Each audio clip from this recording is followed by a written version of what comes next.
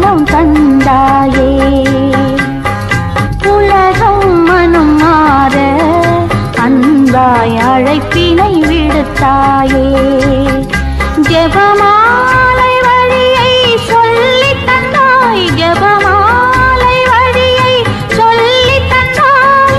நானிலம் வாழ்ந்திட வழிவகுத்தாய், நானிலம் வாழ்ந்திட வழிவகுத்தாய். பார்ப்புகழ் பாத்திமா அன்னையே, மாந்தரின் தாயே. உன்னை நினைப்போம் துதிப்போம் ஒன்றை இணைந்து, என்றும் புகழ்வோம் பணிவோம் சிந்தை மகிழ்ந்து.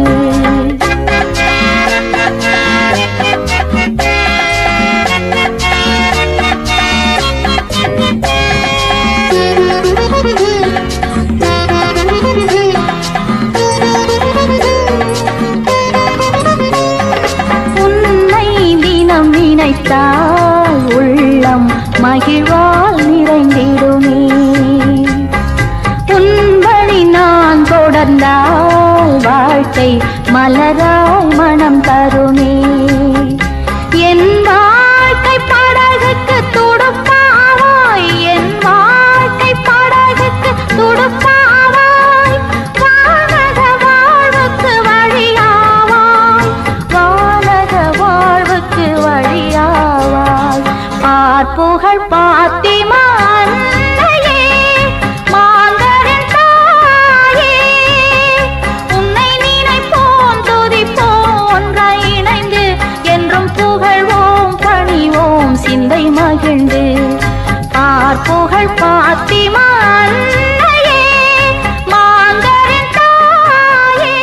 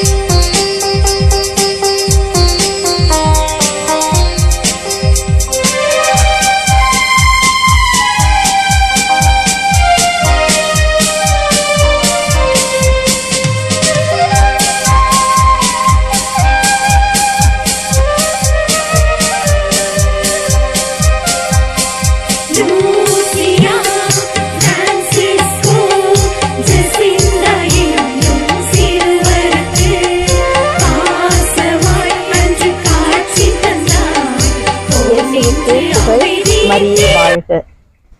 இந்த அருமையான ஒரு சந்தர்ப்பத்துல எப்படி பாத்திமா அன்னை இந்த கண்ணூர் சர்ச்சில் வந்து நமக்கு ஒரு மகிமையை, ஒரு சிறப்பை இந்த இடத்திற்கும் இங்கு வருகின்ற மக்களுக்கும் கொடுக்க கடவுள் ஒரு அருமையான சந்தர்ப்பத்தை உருவாக்கினார் என்பதை பற்றி சொல்வதில் நான் மகிழ்ச்சி அடைகிறேன்.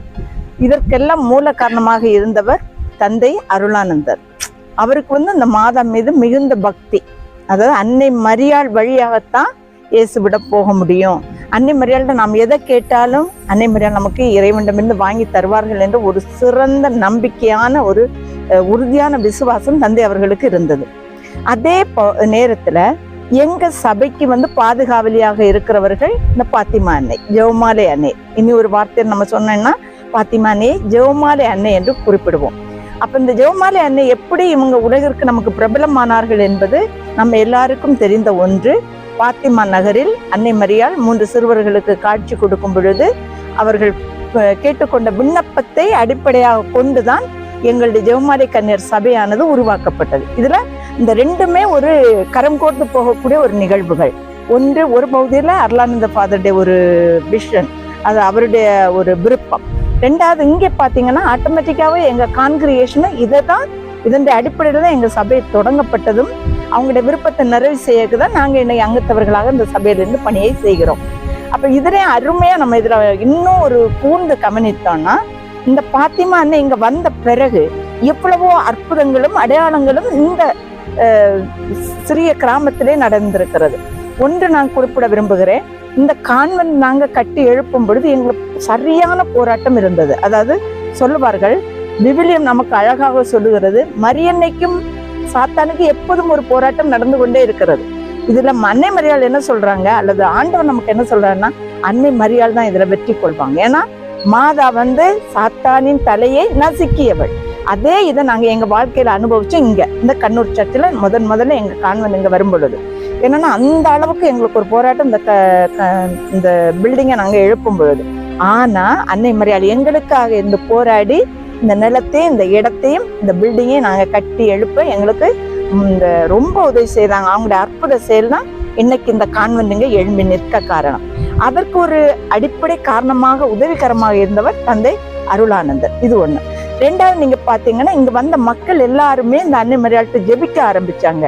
இன்னைக்கு நீங்க அந்த வெளிக்கோயில மக்கள் இருக்கிற பகுதியில பாத்தீங்கன்னா நிறைய தொட்டில், பிறகு தாலி, அப்படி நிறைய காணிக்கைகள் அங்க வைக்கப்பட்டிருக்கிறது. இதுக்கு என்ன காரணம், இதனுடைய பின்னணி என்னன்னு நீங்க பாத்தீங்கன்னா, இந்த மாதாவிட்ட இந்த இடத்துல கண்ணீரோடு ஜெபிச்ச மக்கள், ஆண்டவருடைய பிள்ளைகள் குழந்தை செல்வத்தை பெற்றுக்கொண்டார்கள். திருமண ஆகுவதற்கான ஒரு வாய்ப்பை ஆண்டவர் உருவாக்கி கொடுத்தார் அன்னை மரியாளின் வழியாக. இவர் நிறைய புதுமைகள் நடந்ததன்படியாக இன்னைக்கு மக்கள் இங்க கண்ணூர் சர்ச்சுன்னா ஓடி வருவாங்க. அம்மாட்ட கேட்டா, மாதாட்ட கேட்டா எங்களுக்கு இதெல்லாம் கிடைக்கும் அப்படின்னு உள்ள ஒரு விசுவாசத்தை, ஒரு நம்பிக்கையை அன்னை மரியாள் என்று இந்த இடத்துல உள்ள மக்களுக்கு கொடுத்திருக்கிறாங்க. சிறப்பா எங்களுக்கும் அது இருக்கு, இங்க வருகின்ற மக்களுக்கும் இருக்கு. அதனால இன்னைக்கு வரையிலும் இந்த திருவிழாவை நாங்க சரி நம்ம பகுதியில ஓகே நம்ம ஜெபிக்கிறோம், நாங்க எல்லாமே செய்யறோம். ஆனா மக்களுக்கு இருக்கிற ஒரு விசுவாசம் என்னன்னா, அன்னை மரியாள் எவ்வளவு அற்புதத்தை செய்யறாங்க, நம்மள என்ன இவ்வளவு செய்யறாங்களே, அவங்களுக்கு நம்ம விழா எடுக்கணும் அப்படின்னு சொல்லிட்டு தான் ஒவ்வொரு வருஷமும் மே மாசம் அன்னை மரியாளுக்குன்னு ஒரு சிறப்பு விழாவை நாங்க சிறப்பிக்கிறோம். மக்களோடு சேர்ந்து மக்களும் எங்களுக்காக நிறைய ஒத்துழைக்கிறாங்க. இதனால அன்னை மரியாளுடைய மகிமையும் புகழும் இங்க மட்டும் இல்ல, உலகம் எத்திசையும் போய் சேரணும்னு எங்களுடைய ஒரு விருப்பம், நம்ம ஒவ்வொருவருடைய விருப்பம். இன்னும் ஒண்ணு பாத்தீங்கன்னா, இந்த கண்ணூர் சர்ச்சில் இருக்கிற இந்த ஜெபமாலை கல்லு, இத எங்களுக்கு சொல்லி தந்தவர் அருளானந்தம் தந்தை. ஏன்னா நம்ம இன்னைக்கு சாத்தானோடு போராட, நம்முடைய பகைவனோடு நாம் போராடி ஜெயிக்க நமக்கு கொடுக்கப்பட்ட ஒரே ஒரு ஆயுதம் ஜெபமாலை. ஜெபமாலையை மட்டும் நம்ம சொல்லி ஜெபிச்சா நமக்கு எல்லா காரியமும் நிச்சயமாக நடைபெறும். இதை உணர்ந்தவர் தான் நம்ம அருட்தந்தை அருளானந்தர். இந்த அனுபவத்தை பெற்றவர்கள் தான் ஜெபமாலை கன்னியர்கள். இந்த சபையை தொடங்கிய தாமஸ் அடிகள் கூட இந்த ஜெபமாலை எங்களுக்கு ஒரு ஆயுதமாக கொடுத்த. என்ன சொன்னாருன்னா, ஒரு கட்டத்துல உலகத்துல பெருவெள்ளம் போல் பாவம் பெருக்கெடுத்து ஓடும் பொழுது ஜெபமாலை கன்னியர்கள் ஒவ்வொருவரும் ஜெபமாலையை கரத்தில் ஏந்தி ஆயுதமாக கொண்டு அதை தடுத்து நிறுத்துவார்கள். அப்படின்னு எங்களுக்கு அதை கொடுத்திருக்காங்க. அப்ப இந்த ஜெபமாலை என்பது எங்களுக்கு கிடைத்த ஒரு பெரிய பொக்கிஷம், எங்களுக்கு கிடைத்த ஒரு பெரிய கிஃப்ட். நாங்க அதை வச்சுதான் இன்னைக்கு அந்த ஆயுதத்தை கொண்டுதான் நாங்களும் ஜெபிக்கிறோம், போராடுறோம். சாத்தானுக்கு எதிராக, பகைவனுக்கு எதிராக நாங்களும் போராடுகிறோம். அதனால தான் இந்த ஜெபமாலையை நாங்க இந்த மாதா குரோட்டோயில வைக்க ஒரு காரணம். ஆனா இந்த ஜெபமாலை உலகத்திலேயே மிகப்பெரிய ஒரு ஜெபமாலைன்னா இதுதான். ரெண்டாவது இனி ஒரு நாட்டுல பிலிப்பைன்ஸ்லயா வேற எங்கேயோ இருக்குது. ஆனா அது சின்ன கல்லு. இதுதான் உலகளாவிய நம்ம பார்க்கும்போது மிகப்பெரிய ஒரு ஜெபமாலை நம்ம போட்டிருக்கிறது இங்க. அதனால இப்படிப்பட்ட ஒரு சிறப்பு அம்சங்களை கொண்ட ஒரு இடமும் ஒரு மாதாவும் இந்த கண்ணூர் சர்ச். இதை நான் அறிய தருவேன், மிகுந்த மகிழ்ச்சி அடைகிறேன். நம்ம எல்லாரும் இதுக்காக மாதாவுடைய பெருமைக்காக மகிமைக்காக இன்னும் நம்ம சிறப்பா ஜெபிப்போம். நம்ம மக்களை இன்னும் மக்கள் நிறைய பேர் இங்க வந்து நிறைவான ஆசீரை பெற்று நிறைவான நலன்களை பெற்று இறை அருள் இல்ல நம்ம மூழ்கி வாழணும்னு எல்லாரையும் வாழ்த்து நிற்கிறேன். நன்றி, வணக்கம்.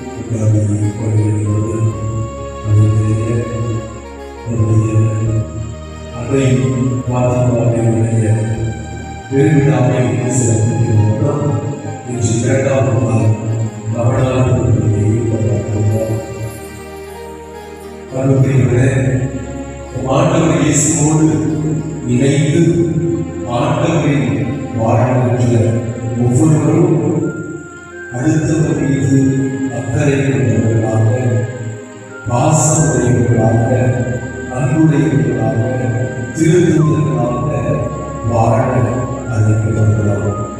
இதுதான் அந்த அழைப்பினுடைய முக்கிய நோக்கமாக அமைகிறது. இதை அண்டை மொழியால் மிக நுணுக்கமாக தெளிவாக தன்னுடைய வாழ்வில் வாழ்வு காட்டி நம் அனைவருக்கும் ஒரு முன்மாதிரியாக நம்மோடு பயணிக்கின்ற அடையாக அறிவித்த நற்செய்தியை நீங்கள் உறுதியாக பற்றிக் கொண்டிருந்ததால் அதன் வழியாக மீட்பு அடைவீர்கள். இல்லையே நீங்கள் கொண்டிருக்கும் நம்பிக்கை பொருளற்றதே. நான் பெற்றுக் கொண்டிருக்கும் முதன்மையானது என கருதி உங்களிடம் ஒப்படைத்திருக்கும் இதுவே மறைநூலில் எழுதியுள்ளவாறு கிறிஸ்து தம் பாவங்களுக்காக இறந்து அடக்கம் செய்யப்பட்டார். மறைநூலில் எழுதியுள்ளவாறு 3ஆம் நாள் உயிருடன் எழுப்பப்பட்டார்.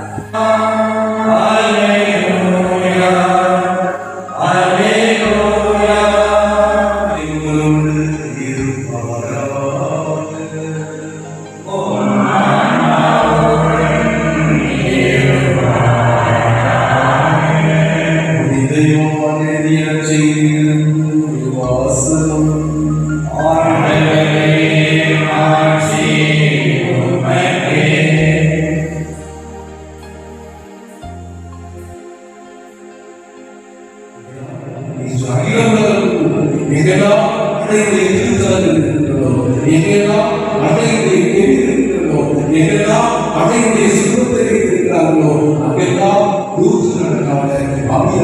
ஆயிரக்கணக்கான லட்சக்கணக்கான மக்கள் சென்று அதை பேசுகிறார்கள். ஆம், அதை நம்முடைய வாழ்வில் ஒரு உலக கலந்த ஒரு தாயார் இன்னல்களுக்குள்ளாயும் தங்கள் பணியை கைவிடாது வெற்றிவரை ஆற்றியிருப்பார்கள். இன்னும் அப்பணியை ஆற்றும் திருவாவை தலைவர்கள் தங்கள் சந்திக்கும் சவால்களையும் இன்னல்களின் மத்தியிலும் தவறா உள்ளத்துடன் நற்செய்தியை பரிசாற்றி மக்களை நிலைவாழ்வுக்கு பேருடையோராக்கியும் ஆற்றல் வல்லமையும் அளித்த ஆண்டவரே உண்மை கொண்டாடுகிறோம்.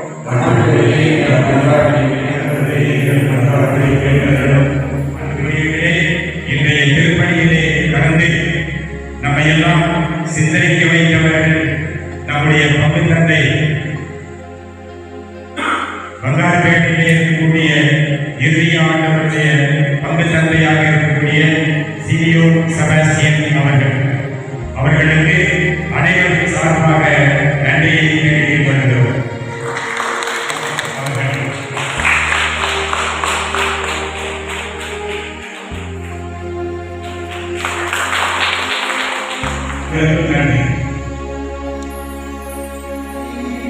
என்று முந்தன் புகழை பாடுவோம். அன்பை மாமனே எங்கள் அன்பின் தாய்மனே என்று முந்தன் புகழை பாடுவோம். தேடுமாந்தரை நேற்று காட்டிடம் உங்கள் அருவரை கண்டிருந்த உதவிகளை பெற்று தந்தனே. இருந்த உதவிகளை பெற்று தந்தனே. எங்கள் வாழ்வுடன் காத்து வருகிறார். சாத்தியமாய் உங்களை உங்கள் அருள் இன்று வேண்டினோம். அன்னை மாமனே எங்கள் எல்லாருக்கும் வணக்கம். இங்கே நம்ம வந்து ஒரு பெருவிழா நடத்தி கொண்டிருக்கிறோம். கண்ணூர் மாதா லேடி ஆஃப் ஃபாத்திமா சொல்லுவாங்க. இந்த இடத்துல வந்து பல வருஷங்களா இந்த மே மாதத்துல வந்து மாதாவுடைய ஆசீர்வாதத்துக்காக இங்க வந்து விழா கொண்டாடுறாங்க. 3 நாள் திருவிழா. இன்னைக்கு வந்து ஃபீஸ்ட். இந்த ஃபீஸ்ட் அப்போது வந்து நிறைய மக்கள் வந்து கேஜிஎஃப்ல இருந்து சுத்தமுத்த சரௌண்டிங் எவ்ரி வில்லேஜஸ்ல இருந்து அவங்க வராங்க. அது மட்டும் இல்லை, கடந்த ஒரு 25 ஆண்டுகளுக்கு மேலாக இங்க வந்து நாங்க வந்து சாப்பாடு பரிமாறி கொண்டு இருக்கிறோம். இது ஃபாதர் அர்லாண்டம்லேருந்து ஸ்டார்ட் ஆகுதுங்க. ஃபாதர் அர்லாண்டம் வந்து அப்போல்லாம் வந்துட்டு கொஞ்சம் பேர் தான் வருவாங்க. அப்போது அந்த கொஞ்சம் பேருக்கு வந்து கேஜிஎஃப்லேருந்து வருவங்க பட்னியாக திரும்ப வீட்டுக்கு போகக்கூடாதுன்ட்டு புளிசோறு செஞ்சு கொடுப்பாரு. அந்த புளியோதரை நாங்கள் என்ன பண்ணுவோம்னா, நாங்கள் அப்போல்லாம் யூத்து. அப்போ என்ன பண்ணுவோம்னா, அந்த புளியோதரை வந்து ஒரு பாக்கெட் மாதிரி பண்ணிவிட்டு கட்டி கொடுப்போம். அப்போ இந்த பில்டிங்லாம் இல்லைங்க. அங்கே ஒரு அன்ஃபினிஷ்டு ஒரு ஜன்னல் இருந்தது. அது மேலே தான் எல்லாத்தையும் கட்டி வச்சுடுவோம். ஒரு மாதிரி அப்படி வச்சுட்டு நாங்கள் மாஸ்க்கு போயிட்டு திரும்ப வர்றதுக்குள்ளே என்ன ஆகிடுதுன்னா, அந்த புளியோதரை ஃபுல்லாக வந்து இது எறும்பு பிடிச்சிச்சு. இது எறும்பு பிடிச்சோன்னா அது சாப்பிட்றதுக்கு அப்போ இதாக ஒரு ப்ராப்ளம் ஆச்சு. அதனால என்ன ஆச்சுன்னா பரிமாற முடியல. அப்புறமா அதெல்லாம் ப்ராப்ளம் ஆச்சு. அப்போ எங்கள் அப்பா இருந்து பார்த்துட்டு என்னாரு, ஃபாதர் நீங்கள் மாஸ் வைங்கோ, நான் வந்து சாப்பாடு செஞ்சு எல்லாரும் கொடுக்குறேன்ட்டு அப்போ ஸ்டார்ட் பண்ணியிருந்தோங்க. அது கிட்டத்தட்ட ஒரு 25 வருஷம் எங்கள் அப்பா உயிரோடு இருக்கிற மட்டும் அவர் செஞ்சார்.